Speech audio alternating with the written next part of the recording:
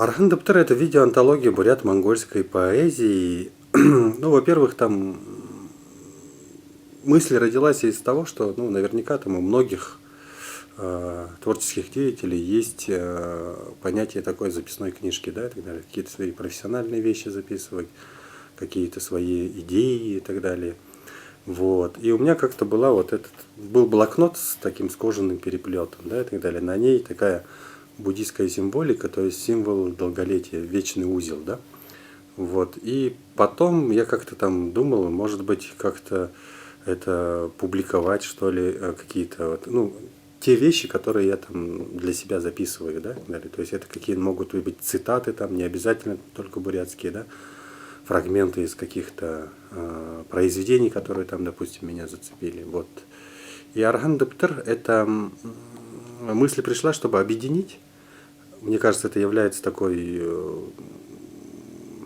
идеей, что ли, этногалереи Орды, чтобы объединить усилия творческих людей, объединить, вот, как сказать, некая точка притяжения, где многие творческие люди могут встречаться и что-то вместе создавать. И вот Архангельптер является, собственно говоря, таким типичным примером, где, например, артист, и музыкант, и художник встречаются и импровизируют на тему бурят-монгольской поэзии. И говоря о значении, да, говоря о необходимости этого проекта, мне бы хотелось бы сделать вот ту кладезь бурят-монгольской поэзии как-то более доступным, что ли, для зрителя. Вот.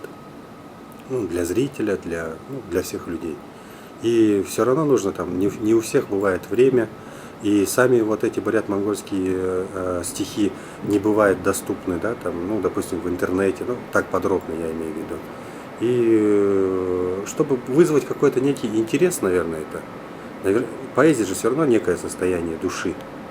Вот. И чем много слов говорить, лучше там процитировать какое-нибудь стихотворение классика. В общем, такой вечер поэзии, посвященный бурят-монгольской поэзии, да, состоится 19 числа, 19 мая, 18:30.